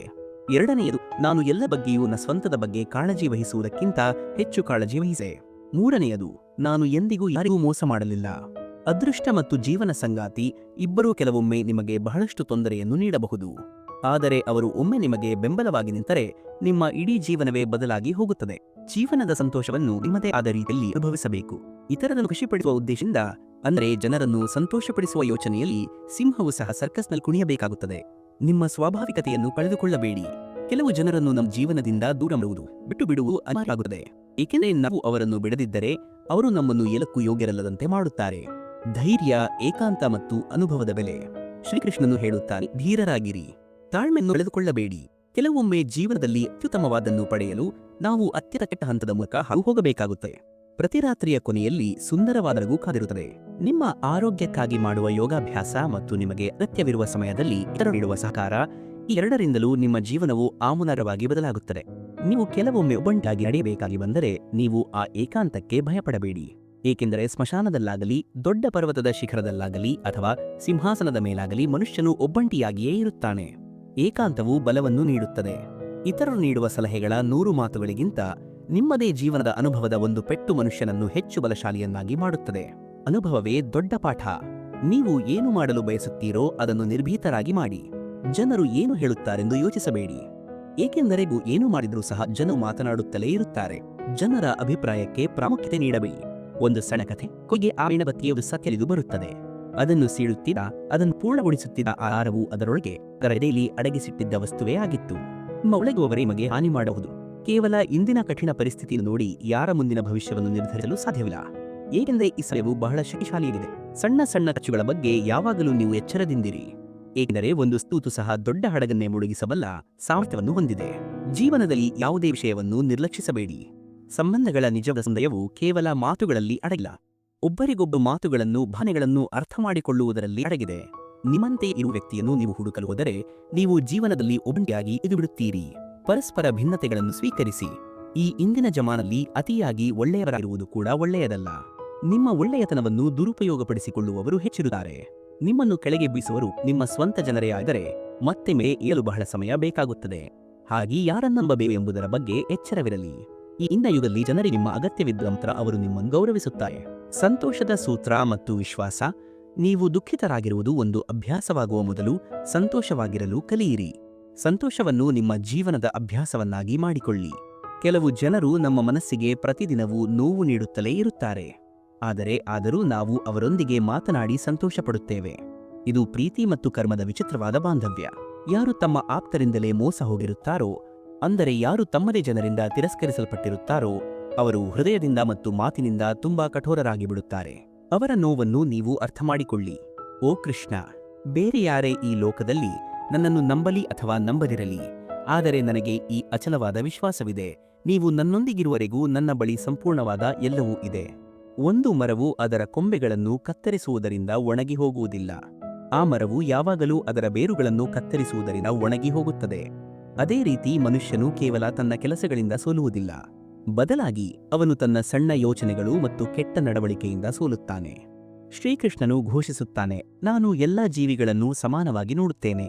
ಈ ಸೃಷ್ಟಿಯಲ್ಲಿ ಯಾರೂ ನನಗೆ ಕಡಿಮೆ ಪ್ರಿಯರಲ್ಲ ಅಥವಾ ಹೆಚ್ಚು ಪ್ರಿಯರೂ ಅಲ್ಲ, ಆದರೆ ಯಾರು ನನ್ನನ್ನು ಪ್ರೀತಿಪೂರ್ವಕವಾಗಿ ಭಕ್ತಿಯಿಂದ ಆರಾಧಿಸುತ್ತಾರೋ ಅವರು ನನ್ನೊಳಗೆ ವಾಸಿಸುತ್ತಾರೆ ಮತ್ತು ನಾನು ಅವರ ಜೀವನದಲ್ಲಿ ಅವರ ಅಂತರಂಗದಲ್ಲಿರುತ್ತೇನೆ. ರಾಧಾದೇವಿಯು ಒಮ್ಮೆ ಶ್ರೀಕೃಷ್ಣನನ್ನು ಪ್ರಶ್ನಿಸಿದರು, ಪ್ರೀತಿಯ ನಿಜವಾದ ಅರ್ಥವೇನು? ಅದಕ್ಕೆ ಶ್ರೀಕೃಷ್ಣನು ನಕ್ಕು ಉತ್ತರಿಸಿದರು, ಎಲ್ಲಿ ಸ್ವಾರ್ಥವಿರುತ್ತದೆಯೋ ಅಲ್ಲಿ ಪ್ರೀತಿಯೇ ಇರುವುದಿಲ್ಲ. ಪ್ರೀತಿ ನಿಷ್ಕಲ್ಮಶವಾಗಿರಬೇಕು. ನನ್ನದು ಅನೇಕ ಜನ್ಮಗಳಾಗಿವೆ, ನಿಮ್ಮದು ಸಹ ಅನೇಕ ಜನ್ಮಗಳಾಗಿವೆ. ಇದು ನನ್ನ ಕೊನೆಯ ಜನ್ಮವೂ ಅಲ್ಲ ಮತ್ತು ನಿಮ್ಮ ಕೊನೆಯ ಜನ್ಮವೂ ಅಲ್ಲ. ಜನ್ಮಗಳ ಈ ಚಕ್ರ ನಿರಂತರವಾಗಿದೆ. ಪ್ರೀತಿಯು ಒಂದು ಅಂತಹ ದಿವ್ಯವಾದ ಅನುಭವ. ಆ ಅನುಭವವು ಮನುಷ್ಯನನ್ನು ಎಂದಿಗೂ ಸೋಲಲು ಬಿಡುವುದಿಲ್ಲ. ಆದರೆ ದ್ವೇಷವು ಒಂದು ಕಠೋರ ಅನುಭವ. ಆ ದ್ವೇಷವು ಮನುಷ್ಯನನ್ನು ಎಂದಿಗೂ ಗೆಲ್ಲಲು ಬಿಡುವುದಿಲ್ಲ. ಪ್ರೀತಿ ಮತ್ತು ಅದೃಷ್ಟ ಎಂದಿಗೂ ಒಟ್ಟಿಗೆ ನಡೆಯುವುದಿಲ್ಲ. ಏಕೆಂದರೆ ಯಾರು ನಮ್ಮ ಅದೃಷ್ಟದಲ್ಲಿ ಇರುತ್ತಾರೋ ಅವರ ಮೇಲೆ ನಾವು ಪ್ರೀತಿ ಮಾಡುವುದಿಲ್ಲ, ಮತ್ತು ಯಾರ ಮೇಲೆ ನಾವು ಪ್ರೀತಿ ಮಾಡುತ್ತೇವೆಯೋ ಅವರು ನಮ್ಮ ಅದೃಷ್ಟದಲ್ಲಿ ಇರುವುದಿಲ್ಲ. ಶ್ರೀಕೃಷ್ಣನು ಹೇಳುತ್ತಾನೆ, ನಿರೀಕ್ಷೆಯು ಅಪೇಕ್ಷೆಯು ನೋವನ್ನು, ತೊಂದರೆಯನ್ನು ಕೊಡುತ್ತದೆ. ಆದರೆ ಯಾಕೋ ಈ ಹೃದಯಕ್ಕೆ ಮತ್ತೆ ಮತ್ತೆ ನಿರೀಕ್ಷೆ ಬೇಕು ಎನಿಸುತ್ತದೆ. ನಿರೀಕ್ಷೆಗಳನ್ನು ಕಡಿಮೆ ಮಾಡಿಕೊಳ್ಳಿ. ಕೇವಲ ತೋರಿಕೆಗಾಗಿ ಇರುವ ಕೃತಕ ಸಂಬಂಧಗಳಿಗಿಂತ ನೀವು ಒಬ್ಬಂಟಿಯಾಗಿರಲು ಕಲಿಯುವುದು 1000 ಪಟ್ಟು ಉತ್ತಮ. ಏಕಾಂತವು ನಿಮಗೆ ಬಲವನ್ನು ನೀಡುತ್ತದೆ. ಪ್ರೀತಿ ಮತ್ತು ದ್ವೇಷ ಕೇವಲ 2 ಸಾಮಾನ್ಯ ಪದಗಳು, ಮತ್ತು ಇದೇ 2 ಪದಗಳು ಮನುಷ್ಯನನ್ನು ದೇವರನ್ನಾಗಿ ಮಾಡಬಹುದು ಅಥವಾ ರಾಕ್ಷಸನನ್ನಾಗಿ ಮಾಡಬಹುದು. ಸಮಯವನ್ನು ಹೇಳುವವರು ಬಹಳಷ್ಟು ಜನ ಸಿಗುತ್ತಾರೆ, ಆದರೆ ಸರಿಯಾದ ಸಮಯಕ್ಕೆ ನಿಮಗೆ ಸಹಾಯ ಮಾಡುವವರು ಬಹಳ ಕಡಿಮೆ ಜನ ಇರುತ್ತಾರೆ. ಸಂಕಷ್ಟದಲ್ಲಿ ಸಹಾಯ ಮಾಡುವವರನ್ನು ಗುರುತಿಸಿ. ಜೀವನದಲ್ಲಿ ಬಿರುಗಾಳಿಯು ಬರುವುದು ಸಹ ಅಗತ್ಯವಾಗಿದೆ. ಆಗ ಮಾತ್ರ ಯಾರು ನಮ್ಮ ಕೈ ಹಿಡಿಯುತ್ತಾರೆ ಮತ್ತು ಯಾರು ನಮ್ಮ ಕೈ ಬಿಡುತ್ತಾರೆ ಎಂಬುದು ಸ್ಪಷ್ಟವಾಗಿ ತಿಳಿಯುತ್ತದೆ. ಅಮೂಲ್ಯವಾದ ಜೀವನ ಮತ್ತೆ ಸಿಗುತ್ತದೆಯೋ ಇಲ್ಲವೋ ಎಂಬುದು ಯಾರಿಗೂ ಗೊತ್ತಿಲ್ಲ. ಹಾಗಾಗಿ ನಿಮ್ಮ ಜೀವನವನ್ನು ದುಃಖದಲ್ಲಿ, ಕೋಪದಲ್ಲಿ, ದ್ವೇಷದಲ್ಲಿ, ಅಸಮಾಧಾನದಲ್ಲಿ ಅಥವಾ ಜಗಳವಾಡಿ ವ್ಯರ್ಥ ಮಾಡಬೇಡಿ. ಜೀವನದಲ್ಲಿ ನೀವು ಸದಾ ಸಂತೋಷವಾಗಿರಿ ಮತ್ತು ಇತರರನ್ನು ಸುಖವಾಗಿಡಿ. ಯಾರ ಮೇಲೆ ನಿಮಗೆ ಪದೇ ಪದೇ ಕೋಪ ಬರುತ್ತದೆಯೋ ಅಂತಹ ವ್ಯಕ್ತಿಯ ಪ್ರಾಮುಖ್ಯತೆಯನ್ನು ನಿಮ್ಮ ಜೀವನದಲ್ಲಿ ಕಡಿಮೆ ಮಾಡಿಕೊಳ್ಳಿ. ಇತರರ ನೆರಳಿನಲ್ಲಿ ನಿಂತು ನೀವು ನಿಮ್ಮ ಸ್ವಂತ ನೆರಳನ್ನು, ನಿಮ್ಮ ಸ್ವಂತ ಅಸ್ತಿತ್ವವನ್ನು ಕಳೆದುಕೊಳ್ಳುತ್ತೀರಿ. ನಿಮ್ಮ ಸ್ವಂತ ನೆರಳನ್ನು ಪಡೆಯಬೇಕಿದ್ದರೆ ನೀವು ಒಬ್ಬಂಟಿಯಾಗಿ ಬಿಸಿಲಿನಲ್ಲಿ ನಿಲ್ಲಬೇಕಾಗುತ್ತದೆ. ಲೆಕ್ಕಾಚಾರ, ಗೌರವ ಮತ್ತು ಕರ್ಮದ ಫಲ. ಕೆಲವೊಮ್ಮೆ ನಾವು ವಾಸ್ತವವಾಗಿ ತಪ್ಪಾಗಿರುವುದಿಲ್ಲ, ಆದರೆ ನಮ್ಮನ್ನು ನಾವು ಸರಿಯೆಂದು ಸಾಬೀತುಪಡಿಸಲು ನಮ್ಮ ಬಳಿ ಸೂಕ್ತವಾದ ಮಾತುಗಳು ಇರುವುದಿಲ್ಲ. ಅಂತಹ ಪರಿಸ್ಥಿತಿ ಬಂದಾಗ ನೀವು ಮೌನವಾಗಿರಿ. ಸತ್ಯವನ್ನು ಹೇಳಲು ಯಾವುದೇ ಸಿದ್ಧತೆಯ ಅಗತ್ಯವಿಲ್ಲ, ಏಕೆಂದರೆ ಸತ್ಯವು ನಮ್ಮ ಹೃದಯದಿಂದಲೇ, ಆತ್ಮದಿಂದಲೇ ಹೊರಬರುತ್ತದೆ. ಜೀವನದಲ್ಲಿ ಒಂದು ಲೆಕ್ಕಪತ್ರವನ್ನು ಇಟ್ಟುಕೊಳ್ಳಿ, ಏಕೆಂದರೆ ಜನರು ಬಹಳ ಬೇಗ ನಿಮ್ಮನ್ನು ಕೇಳುತ್ತಾರೆ, ನೀವು ನಮಗಾಗಿ ಈವರೆಗೆ ಏನು ಮಾಡಿದ್ದೀರಿ? ನಿಮ್ಮ ಕೊಡುಗೆಗಳನ್ನು ದಾಖಲಿಸಿಕೊಳ್ಳಿ. ನಿಮ್ಮ ಸರಿಯಾದ ಸಮಯ ಬರುವವರೆಗೂ ನೀವು ಶಾಂತವಾಗಿರಿ. ಸುಳ್ಳು ಎಷ್ಟು ವಿಚಿತ್ರವಾದದ್ದು ನೋಡಿ. ನಾವೇ ಸುಳ್ಳು ಹೇಳಿದರೆ ಅದು ನಮಗೆ ಚೆನ್ನಾಗಿ ಎನಿಸುತ್ತದೆ, ಆದರೆ ಬೇರೆಯವರು ಸುಳ್ಳು ಹೇಳಿದರೆ ನಮಗೆ ತಕ್ಷಣ ಕೋಪ ಬರುತ್ತದೆ. ಯಾರನ್ನು ನೀವು ಅವಮಾನ ಮಾಡಬೇಡಿ. ನೀವು ಶಕ್ತಿಶಾಲಿಯಾಗಿರುವುದು ಒಳ್ಳೆಯ ವಿಷಯ, ಆದರೆ ಸಮಯವು ನಿಮ್ಮಗಿಂತಲೂ ಹೆಚ್ಚು ಶಕ್ತಿಶಾಲಿ ಎಂಬುದನ್ನು ನೀವು ಎಂದಿಗೂ ಮರೆಯಬೇಡಿ. ಕಾಲವೇ ದೊಡ್ಡದು. ನಿಮ್ಮ ಭವಿಷ್ಯ ಹೇಗಿರುತ್ತದೆ ಎಂಬುದು ವರ್ತಮಾನದಲ್ಲಿ ನಿಮ್ಮ ಸ್ನೇಹ ಹೇಗಿದೆ ಎಂಬುದರಿಂದ ಸಾಬೀತಾಗುತ್ತದೆ. ನಿಮ್ಮ ಸ್ನೇಹಿತರನ್ನು ವಿವೇಚನೆಯಿಂದ ಆಯ್ಕೆ ಮಾಡಿ. ಕತ್ತಲೆಯನ್ನು ತೆಗೆದುಹಾಕಲು ಸಮಯವನ್ನು ವ್ಯರ್ಥ ಮಾಡಬೇಡಿ. ಬದಲಿಗೆ ದೀಪವನ್ನು ಬೆಳಗಿಸಲು ಸಮಯವನ್ನು ವಿನಿಯೋಗಿಸಿ. ಇತರರನ್ನು ಕೆಳಗೆ ತೋರಿಸಲು ಸಮಯ ಕಳೆಯುವ ಬದಲು ನಿಮ್ಮನ್ನು ನೀವು ಉನ್ನತೀಕರಿಸಲು ಸಮಯ ನೀಡಿ. ಜೀವನದ ಅತ್ಯಂತ ಕಠಿಣವಾದ ಸತ್ಯವೇನೆಂದರೆ, ಒಳ್ಳೆಯ ವಿಷಯಗಳು, ಉತ್ತಮವಾದ ಫಲಿತಾಂಶಗಳು ಸುಲಭವಾಗಿ ದೊರೆಯುವುದಿಲ್ಲ. ಅವುಗಳಿಗಾಗಿ ನಾವು ಕಠಿಣ ಶ್ರಮ ವಹಿಸಬೇಕು. ಯಾರಾದರೂ ನಿಮ್ಮೊಂದಿಗೆ ಸಂಬಂಧವನ್ನು ಇಟ್ಟುಕೊಳ್ಳಲು ಬಯಸದಿದ್ದರೆ ನೀವು ಅವರ ಜೀವನದಿಂದ ದೂರ ಸರಿಯಿರಿ, ಏಕೆಂದರೆ ಸಮಯವು ಅವರಿಗೆ ನಿಮ್ಮ ಗೌರವವನ್ನು ಮತ್ತು ನಿಮಗೆ ತಾಳ್ಮೆಯನ್ನು ಕಲಿಸುತ್ತದೆ. ಜೀವನವನ್ನು ಜೀವಿಸಬೇಕೆಂದರೆ ಕಷ್ಟಗಳು ಮತ್ತು ನೋವುಗಳು ಇರುತ್ತವೆ. ಇಲ್ಲದಿದ್ದರೆ ಮರಣದ ನಂತರ ಸುಡುವ ಅನುಭವವೂ ಇರುವುದಿಲ್ಲ. ಏಕಾಂತ ಮತ್ತು ಮಿತಿಗಳು. ಎಲ್ಲರನ್ನೂ ಸಂತೋಷವಾಗಿಡುವುದು ಜೀವಂತವಾಗಿರುವ ಕಪೆಗಳನ್ನು ತಕ್ಕಡಿಯಲ್ಲಿ ತೂಗಲು ಪ್ರಯತ್ನಿಸಿದಷ್ಟು ಕಷ್ಟಕರವಾದ ಕೆಲಸ. ಒಂದನ್ನು ಕೂರಿಸಿದರೆ ಇನ್ನೊಂದು ಹಾರಿ ಹೋಗುತ್ತದೆ. ಎಲ್ಲರನ್ನೂ ಖುಷಿಪಡಿಸಲು ಪ್ರಯತ್ನಿಸಬೇಡಿ. ಯಾವ ದಿನ ನಿಮ್ಮ ನಗುವಿನ ಒಡೆಯರು, ನಿಮ್ಮ ಸಂತೋಷದ ನಿಯಂತ್ರಕರನ್ನು ನೀವೇ ಆಗುತ್ತೀರೋ ಆ ದಿನ ಯಾರೂ ನಿಮ್ಮನ್ನು ಅಳಿಸಲು ಸಾಧ್ಯವಿಲ್ಲ. ನಿಮ್ಮನ್ನು ಯಾವ ಜನರು ಅಣಕಿಸುತ್ತಿದ್ದಾರೋ ಅವತ್ತೇ ಅದೇ ಜನರು ನಿಮ್ಮನ್ನು ಒಂದು ಉದಾಹರಣೆಯನ್ನಾಗಿ ನೀಡುವಷ್ಟು ನೀವು ನಿಮ್ಮನ್ನು ಸಮರ್ಥರನ್ನಾಗಿ ಮಾಡಿಕೊಳ್ಳಿ. ನಿಮ್ಮ ಸಾಮರ್ಥ್ಯವೇ ಅವರಿಗೆ ಉತ್ತರ ಆಗಲಿ. ಜನರಿಗೆ ಸಮಯವನ್ನು ನೀಡಲು ಕಲಿಯಿರಿ, ಆಗ ಸಂಬಂಧಗಳು ತಾನಾಗಿಯೇ ಗಟ್ಟಿಯಾಗುತ್ತವೆ. ನಿಮ್ಮ ಕೋಪವನ್ನು ಸಹಿಸಿಕೊಂಡು ಸಹ ಯಾರು ನಿಮ್ಮ ಜೊತೆ ಇರುತ್ತಾರೋ ಅವರಿಗಿಂತ ಹೆಚ್ಚು ಪ್ರೀತಿಯನ್ನು ನಿಮಗೆ ಯಾರೂ ನೀಡಲು ಸಾಧ್ಯವಿಲ್ಲ. ಯಾರು ನಿಮ್ಮಿಂದ ಬೇಸರಗೊಂಡಿರುತ್ತಾರೋ ಅವರನ್ನು ನೀವು ಬಿಟ್ಟುಬಿಡಿ, ಏಕೆಂದರೆ ಹೊರಗಿರುವುದಕ್ಕಿಂತ ಒಳ್ಳೆಯ ನೆನಪಾಗಿರುವುದು ಉತ್ತಮ. ಯಾರಿಗಾದರೂ ನೀವು ನೀಡಬಹುದಾದ ಅತ್ಯುತ್ತಮ ಕೊಡುಗೆ ಎಂದರೆ ಅವರ ಭಾವನೆಗಳನ್ನು ಅರ್ಥಮಾಡಿಕೊಳ್ಳುವುದು ಮತ್ತು ಅವರಿಗೆ ಗೌರವ ನೀಡುವುದು. ಶ್ರೀಕೃಷ್ಣನು ಹೇಳುತ್ತಾನೆ, ಜೀವನದಲ್ಲಿ ಸರಿಯಾದ ನಿರ್ಧಾರಗಳನ್ನು ಆಯ್ಕೆ ಮಾಡುವವರು ಮಾತ್ರ ಸಾಮಾನ್ಯವಾಗಿ ಏಕಾಂಗಿತನದ ಮೂಲಕ ಹಾದು ಹೋಗ್ತಾರೆ. ಏಕಾಂತ ಅವರ ಆಯ್ಕೆಯಾಗಿದೆ. ನಮ್ಮ ಜೀವನವು ಹಾಳಾಗದಿರಲಿ ಎಂದು ಕೆಲವೊಂದು ಸಂಬಂಧಗಳನ್ನು ದೇವರು ಉದ್ದೇಶಪೂರ್ವಕವಾಗಿ ಮುರಿದುಬಿಡುತ್ತಾನೆ. ಅದನ್ನು ಒಳ್ಳೆಯದಕ್ಕೆ ಎಂದು ತಿಳಿದುಕೊಳ್ಳಿ. ಮರಣ ಹೊಂದಿದವರಿಗೆ ಅಳುವವರು ಸಾವಿರಾರು ಜನ ಸಿಗುತ್ತಾರೆ, ಆದರೆ ಬದುಕಿರುವವರನ್ನು ಅರ್ಥಮಾಡಿಕೊಳ್ಳುವವರು ಒಬ್ಬರೂ ಸಿಗುವುದಿಲ್ಲ. ಒಂದು ಕಹಿ ಸತ್ಯವೇನೆಂದರೆ, ನೀವು ಒಬ್ಬ ವ್ಯಕ್ತಿಯನ್ನು ಹೆಚ್ಚಾಗಿ ಸುಧಾರಿಸಲು ಪ್ರಯತ್ನಿಸಿದರೆ ಅವರು ನಿಮ್ಮ ಶತ್ರುವಾಗಿ ಬಿಡುತ್ತಾರೆ. ಸಾರಣೆಯ ಪ್ರಯಾಣಕ್ಕೆ ಒಂದು ಮಿತಿ ಇರಲಿ. ಎಷ್ಟೆಷ್ಟು ಸಂಬಂಧವು ಆಳವಾಗಿರುತ್ತದೆಯೋ ಅಷ್ಟೇ ನಿರೀಕ್ಷೆಗಳು ಹೆಚ್ಚಿರುತ್ತವೆ, ಮತ್ತು ನಿರೀಕ್ಷೆಗಳು ಎಷ್ಟೇ ಹೆಚ್ಚಿರುತ್ತವೆಯೋ ಅಷ್ಟೇ ಆಳವಾದ ನೋವು ಉಂಟಾಗುತ್ತದೆ. ಒಬ್ಬ ಬುದ್ಧಿವಂತ ವ್ಯಕ್ತಿಯೊಂದಿಗೆ ನಡೆಸಿದ ಕೆಲವೇ ನಿಮಿಷಗಳ ಸಂಭಾಷಣೆಯು ಸಾವಿರಾರು ಪುಸ್ತಕಗಳನ್ನು ಓದುವುದಕ್ಕಿಂತ ಉತ್ತಮ. ನೀವು ಸಂತೋಷವಾಗಿರಲು ಬಯಸಿದರೆ ಸ್ವಾರ್ಥಿ ಜನರನ್ನು ನಿಮ್ಮ ಮೊಬೈಲ್ನಿಂದ ಮಾತ್ರವಲ್ಲ, ನಿಮ್ಮ ಜೀವನದಿಂದಲೂ ನಿರ್ಬಂಧಿಸಿ. ಮೋಸವು ಎಂದಿಗೂ ಸಾಯುವುದಿಲ್ಲ. ಇಂದು ನೀವು ಮೋಸ ಮಾಡಿದರೆ ನಾಳೆ ನಿಮಗೆ ಮೋಸವಾಗುತ್ತದೆ. ಕರ್ಮದ ಫಲ ಖಚಿತ. ನೋವನ್ನು ಅನುಭವಿಸಿದವನು ಮಾತ್ರ ನಿಜವಾಗಿಯೂ ಅಳುತ್ತಾನೆ, ಏಕೆಂದರೆ ಸ್ವಾರ್ಥದ ಸಂಬಂಧವನ್ನು ಇಟ್ಟುಕೊಂಡಿರುವವರ ಕಣ್ಣುಗಳಲ್ಲಿ ನಾಚಿಕೆಯೂ ಇರುವುದಿಲ್ಲ, ನೀರೂ ಇರುವುದಿಲ್ಲ. ಪ್ರತಿಯೊಂದು ಸಂಬಂಧಕ್ಕೂ ಒಂದು ಮಿತಿ ಇರುತ್ತದೆ, ಒಂದು ಗೆರೆ ಇರುತ್ತದೆ. ಆ ಗೆರೆಯನ್ನು ದಾಟಿದರೆ ಆ ಸಂಬಂಧದ ಮೌಲ್ಯವೇ ಕೊನೆಗೊಳ್ಳುತ್ತದೆ.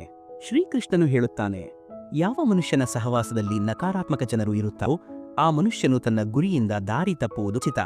ಕೆಟ್ಟ ಕೆಲಸಗಳನ್ನು ನಾವು ಮಾಡಬೇಕಾಗಿಲ್ಲ, ಅವು ತಾನಾಗಿಯೇ ನಡೆದು ಹೋಗುತ್ತವೆ. ಆದರೆ ಒಳ್ಳೆಯ ಕೆಲಸಗಳನ್ನು ಮಾಡಬೇಕಾಗುತ್ತದೆ, ಅವು ತಾನಾಗಿಯೇ ಆಗುವುದಿಲ್ಲ. ನಮ್ಮ ಮನಸ್ಸು ಮತ್ತು ಆತ್ಮದಿಂದ ನಮ್ಮ ಕರ್ಮಗಳನ್ನು ಮಾಡಿರಿ ಮತ್ತು ಪ್ರೀತಿಯನ್ನು ಮಾಡಿರಿ, ಆಗ ನಿಮ್ಮ ಜೀವನವು ಆನಂದಮಯವಾಗುತ್ತದೆ. ಮನುಷ್ಯನ ನಾಶಕ್ಕೆ ಆ ಪ್ರಮುಖ ಕಾರಣಗಳಿವೆ. ಅವುಗಳೆಂದರೆ ಅತಿಯಾದ ನಿದ್ರೆ, ಕೋಪ, ಭಯ, ಆಯಾಸ, ಆಲಸ್ಯ ಮತ್ತು ಕೆಲಸವನ್ನು ಮುಂದೂಡುವ ಅಭ್ಯಾಸ. ಈ 6 ವಿಷಯಗಳಿಂದ ನೀವು ಸದಾ ದೂರವಿರಿ. ವಿಪತ್ತಿನಲ್ಲಿ ಭಗವಂತನ ಮೇಲಿನ ವಿಶ್ವಾಸ. ಜಿಕೆಯ ಕಥೆ. ಪ್ರೀತಿಯ ವೀಕ್ಷಕರೇ, ನಮ್ಮ ಜೀವನದಲ್ಲಿ ಎಲ್ಲ ದಾರಿಗಳು ಮುಚ್ಚಿದಾಗ ನಾವು ಭಗವಂತನ ಮೇಲೆ ಹೇಗೆ ಸಂಪೂರ್ಣ ವಿಶ್ವಾಸವನ್ನು ಇಡಬೇಕು ಎಂಬುದಕ್ಕೆ ಸಂಬಂಧಿಸಿದ ಒಂದು ಅದ್ಭುತ ಕಥೆಯನ್ನು ಶ್ರೀಕೃಷ್ಣನ ವಾಣಿಯ ಮೂಲಕ ಕೇಳೋಣ. ಇದು ಭಗವಂತನ ಲೀಲೆ. ಒಂದು ದಟ್ಟವಾದ ಕಾಡಿನಲ್ಲಿ ಒಂದು ಗರ್ಭಿಣಿ ಜಿಂಕೆ ಇತ್ತು. ಅದರ ಪ್ರಸವ ಕಾಲವು ಅತ್ಯಂತ ಹತ್ತಿರ ಬಂದಿತ್ತು. ಅದು ಮಗುವನ್ನು ಹೆರಲು ಒಂದು ಸುರಕ್ಷಿತ ಸ್ಥಳವನ್ನು ಹುಡುಕುತ್ತಾ ಹೋಗಿ ಒಂದು ನದಿಯ ದಡದಲ್ಲಿ ದಟ್ಟವಾದ ಪೊದೆಗಳ ನಡುವೆ ಹೋಗಿ ನಿಂತಿತು. ಆ ಜಾಗ ಅದಕ್ಕೆ ಸುರಕ್ಷಿತವಾಗಿ ಶಾಂತವಾಗಿ ಕಂಡಿತು. ಇದ್ದಕ್ಕಿದ್ದಂತೆ ಅದಕ್ಕೆ ಪ್ರಸವದ ನೋವು ತೀವ್ರವಾಗಿ ಪ್ರಾರಂಭವಾಯಿತು. ಅದೇ ಸಮಯದಲ್ಲಿ ಆಕಾಶದಲ್ಲಿ ಕಪ್ಪು ಮೋಡಗಳು ದಟ್ಟವಾಗಿ ಕವಿದವು ಮತ್ತು ಭೀಕರ ಗುಡುಗು ಸಹಿತ ಮಿಂಚು ಕಡಬ ಪ್ರಾರಂಭವಾಯಿತು. ಆ ಮಿಂಚಿನ ಪ್ರಕಾಶದ ಕಾರಣದಿಂದ ಕಾಡಿನಲ್ಲಿ ಬೆಂಕಿ ಹೊತ್ತಿಕೊಂಡಿತು. ಕಾಡಿನ ಬೆಂಕಿ ವೇಗವಾಗಿ ಹರಡಲು ಶುರುವಾಯಿತು. ಜಿಂಕೆಯು ಬಹಳ ತೊಂದರೆಯಿಂದ ತನ್ನ ಎಡಭಾಗಕ್ಕೆ ನೋಡಿತು. ಅಲ್ಲಿ ಒಬ್ಬ ಬೇಟೆಗಾರ ತನ್ನ ಬಾಣವನ್ನು ಅದರ ಕಡೆಗೆ ಗುರಿ ಇಟ್ಟುಕೊಂಡು ನಿಂತಿದ್ದನು. ಜಿಂಕೆ ತಪ್ಪಿಸಿಕೊಳ್ಳಲು ಯತ್ನಿಸಿದರೆ ಬಾಣ ತಗುಲುತ್ತದೆ. ಅದು ತಕ್ಷಣವೇ ತನ್ನ ಬಲಭಾಗಕ್ಕೆ ನೋಡಿತು. ಆಗ ಒಂದು ಹಸಿದ ಸಿಂಹವು ಅದರ ಮೇಲೆ ದಾಳಿ ಮಾಡಲು ಹೊಂಚು ಹಾಕಿ ಬಹಳ ವೇಗವಾಗಿ ಅದರ ಕಡೆಗೆ ಬರುತ್ತಿತ್ತು. ಜಿಂಕೆ ತಕ್ಷಣ ವಿಪತ್ತಿನ ಸುಳಿಯಲ್ಲಿ ಸಿಲುಕಿತು. ಅದು ಯೋಚಿಸಲು ಶುರು ಮಾಡಿತು. ಈಗ ನಾನು ಏನು ಮಾಡಲಿ? ಒಂದು ಕಡೆ ಪ್ರಸವದ ತೀವ್ರ ನೋವು, ಇನ್ನೊಂದೆಡೆ ವೇಗವಾಗಿ ಹರಡುತ್ತಿರುವ ಕಾಡಿನ ಬೆಂಕಿ, ಮತ್ತೊಂದೆಡೆ ಬೇಟೆಗಾರ ಮತ್ತು ಆ ಕಡೆಯಿಂದ ಸಿಂಹವು ನನ್ನ ಕಡೆಗೆ ಬರುತ್ತಿದ್ದಾರೆ. ಇನ್ನೊಂದು ಕಡೆ ನದಿಯ ತೀವ್ರ ಪ್ರವಾಹ ಹರಿಯುತ್ತಿದೆ. ಈ ಎಲ್ಲಾ ವಿಪತ್ತುಗಳಿಂದ ನಾನು ಮತ್ತು ನನ್ನ ಹೊಟ್ಟೆಯಲ್ಲಿರುವ ಮಗು ಸುರಕ್ಷಿತವಾಗಿ ಉಳಿಯಲು ಸಾಧ್ಯವೇ? ಆದರೆ ಆ ಜಿಂಕೆ ಏನು ಮಾಡಿತು ಗೊತ್ತೇ? ಆ ಜಿಂಕೆ ಆ ಎಲ್ಲ ನಕಾರಾತ್ಮಕ ಸನ್ನಿವೇಶಗಳನ್ನು, ತನಗೆ ಎದುರಾಗಿದ್ದ 4 ವಿಪತ್ತುಗಳನ್ನು ಸಂಪೂರ್ಣವಾಗಿ ನಿರ್ಲಕ್ಷಿಸಿತು. ಅದು ತನ್ನ ಸಂಪೂರ್ಣ ಗಮನವನ್ನು ಕೇವಲ ಮಗುವಿಗೆ ಜನ್ಮ ನೀಡುವುದಕ್ಕೆ ಮಾತ್ರ ಕೊಟ್ಟಿತು. ಉಳಿದ ಎಲ್ಲಾ ವಿಷಯಗಳನ್ನು ಅದು ಆ ಭಗವಂತನ ಪರಮಾತ್ಮನ ಕೈಗೆ, ಈಶ್ವರನ ಭರವಸೆಗೆ ಸಂಪೂರ್ಣವಾಗಿ ಬಿಟ್ಟುಬಿಟ್ಟಿತು. ನಂತರ ಆ ಪರಿಸ್ಥಿತಿಯಲ್ಲಿ ಏನಾಯಿತು ಗೊತ್ತೇ? ಅದು ನಿಜಕ್ಕೂ ಒಂದು ಪವಾಡ. ಆಕಾಶದಲ್ಲಿ ತೀವ್ರವಾಗಿ ಮಿಂಚು ಕಡಬ ಪ್ರಾರಂಭವಾಯಿತು. ಆ ಮಿಂಚಿನ ತೀವ್ರ ಪ್ರಕಾಶದಿಂದಾಗಿ ಬೇಟೆಗಾರನ ಕಣ್ಣುಗಳು ಇದ್ದಕ್ಕಿದ್ದಂತೆ ಕುರುಡಾದವು. ಆ ಬೇಟೆಗಾರನ ಗುರಿ ತಪ್ಪಿಹೋಯಿತು. ಬಾಣ ಇನ್ನೊಂದು ದಿಕ್ಕಿಗೆ ಚಲಿಸಿತು. ಆ ಬಾಣವು ಬೇರೆ ಯಾರನ್ನೂ ತಾಗದೆ ಬಹಳ ಹತ್ತಿರ ಬರುತ್ತಿದ್ದ ಆ ಹಸಿದ ಸಿಂಹಕ್ಕೆ ತಗುಲಿತು. ಸಿಂಹವು ಕೆಳಗೆ ಬಿದ್ದಿತು. ಇದೇ ಸಮಯದಲ್ಲಿ ಭಗವಂತನ ಇಚ್ಛೆಯಂತೆ ತೀವ್ರವಾಗಿ ಮಳೆ ಸುರಿಯಲು ಪ್ರಾರಂಭವಾಯಿತು. ಆ ಮಳೆಯು ಇಡೀ ಕಾಡಿನ ಬೆಂಕಿಯನ್ನು ಕ್ಷಣಮಾತ್ರದಲ್ಲಿ ಸಂಪೂರ್ಣವಾಗಿ ನಂದಿಸಿತು. ಬೆಂಕಿಯು ಶಾಂತವಾಯಿತು. ಇವೆಲ್ಲವೂ ನಡೆಯುತ್ತಿದ್ದಾಗ ಜಿಂಕೆಯು ಯಾವುದೇ ಭಯವಿಲ್ಲದೆ ಶಾಂತವಾಗಿ ತನ್ನ ಸುಂದರವಾದ ಆರೋಗ್ಯವಂತ ಮಗುವಿಗೆ ಜನ್ಮ ನೀಡಿತು. ಜಿಂಕೆ ಮತ್ತು ಅದರ ಮಗು ಆ ಎಲ್ಲ ಅಪಾಯಗಳಿಂದ ಸುರಕ್ಷಿತವಾಗಿ ಉಳಿದವು. ಪ್ರೀತಿಯ ವೀಕ್ಷಕರೇ, ಕೃಷ್ಣ ಪರಮಾತ್ಮನ ಸಂದೇಶ ಇದೇ ಆಗಿದೆ. ಕೆಲವೊಮ್ಮೆ ನಮ್ಮ ಜೀವನದಲ್ಲಿಯೂ ಸಹ ಇಂತಹ ಸನ್ನಿವೇಶಗಳು ಬರುತ್ತವೆ. ನಮ್ಮ ಸುತ್ತಲೂ ತೀವ್ರವಾದ ಸಮಸ್ಯೆಗಳು ನಮ್ಮನ್ನು ಆವರಿಸುತ್ತವೆ. ಆಗ ನಮಗೆ ಯಾವುದೇ ದಾರಿ, ಯಾವುದೇ ಭರವಸೆ ಕಾಣುವುದಿಲ್ಲ. ಆದರೆ ಅಂತಹ ವಿಪರೀತ ಪರಿಸ್ಥಿತಿಗಳಲ್ಲಿ ನಾವು ನಕಾರಾತ್ಮಕವಾಗಿ ಯೋಚಿಸುವ ಬದಲು ನಮ್ಮ ಕೆಲಸದ ಮೇಲೆ, ನಮ್ಮ ಕರ್ತವ್ಯದ ಮೇಲೆ ಮಾತ್ರ ಸಕಾರಾತ್ಮಕತೆಯೊಂದಿಗೆ ಗಮನವನ್ನು ಕೇಂದ್ರೀಕರಿಸಬೇಕು. ಯಾವಾಗ ನಿಮ್ಮ ಕೈಯಲ್ಲಿ ಏನೂ ಉಳಿದಿರುವುದಿಲ್ಲವೋ ಅಂತಹ ಸಮಯದಲ್ಲಿ ನೀವು ಎಲ್ಲವನ್ನೂ ಸಂಪೂರ್ಣವಾಗಿ ಆ ಪರಮಾತ್ಮನ ಕೈಯಲ್ಲಿ ಬಿಟ್ಟುಬಿಡಿ. ಅವನು ನಿಮ್ಮ ಜೀವನದ ಸಾರಥಿಯಾಗಿದ್ದರೆ ಅವನು ಏನು ಮಾಡುತ್ತಾನೋ ಅದು ನಿಮ್ಮ ಜೀವನಕ್ಕೆ ಖಂಡಿತವಾಗಿಯೂ ಅತ್ಯುತ್ತಮವಾಗಿಯೇ ಇರುತ್ತದೆ. ಓಂ ವಾಸುದೇವಾಯ ನಮಃ. ಪ್ರೀತಿಯ ಕೃಷ್ಣ ಸಂದೇಶದ ವೀಕ್ಷಕರೇ, ಶ್ರೀಕೃಷ್ಣನ ಈ ದಿವ್ಯ ಸಂದೇಶಗಳು ನಿಮ್ಮ ಜೀವನದ ಕತ್ತಲೆಯನ್ನು ದೂರ ಮಾಡಿ ನಿಮ್ಮ ಮನಸ್ಸಿನಲ್ಲಿ ಜ್ಞಾನದ ಬೆಳಕನ್ನು ತುಂಬಲಿ ಎಂದು ನಾವು ಆಶಿಸುತ್ತೇವೆ. ನಾವು ಹೇಳಿದ ಪ್ರತಿಯೊಂದು ಮಾತು, ಪ್ರತಿಯೊಂದು ತತ್ವವೂ ನಿಮ್ಮ ಬದುಕಿಗೆ ದಾರಿದೀಪವಾಗಲಿ. ನಿಮ್ಮೆಲ್ಲರ ಸಹಕಾರ ಮತ್ತು ಪ್ರೀತಿ ಸದಾ ನಮ್ಮ ಕೃಷ್ಣ ಸಂದೇಶ ಚಾನೆಲ್ ಮೇಲೆ ಇರಲಿ. ದಯವಿಟ್ಟು ಈ ದಿವ್ಯ ಜ್ಞಾನದ ಸಂದೇಶವನ್ನು ನಿಮ್ಮ ಆಪ್ತ ಸ್ನೇಹಿತರೊಂದಿಗೆ ಬಂಧುಗಳೊಂದಿಗೆ ಹಂಚಿಕೊಳ್ಳಿ, ಏಕೆಂದರೆ ಜ್ಞಾನವನ್ನು ಹಂಚಿಕೊಂಡಾಗ ಅದು ವೃದ್ಧಿಯಾಗುತ್ತದೆ. ನಮ್ಮ ಮುಂದಿನ ಅಮೂಲ್ಯವಾದ ವಿಡಿಯೋಗಳಿಗಾಗಿ ಈ ಚಾನೆಲ್ಗೆ ಈಗಲೇ ಸಬ್ಸ್ಕ್ರೈಬ್ ಮಾಡಿ ಮತ್ತು ನಿಮ್ಮ ಅನಿಸಿಕೆಗಳನ್ನು ತಪ್ಪದೆ ಕಾಮೆಂಟ್ ಮಾಡಿ ತಿಳಿಸಿ. ನಿಮ್ಮೆಲ್ಲರ ಜೀವನ ಸುಖಮಯವಾಗಿರಲಿ. ನಿಮ್ಮೆಲ್ಲರಿಗೂ ಮಂಗಳವಾಗಲಿ. ಜೈ ಶ್ರೀಕೃಷ್ಣ.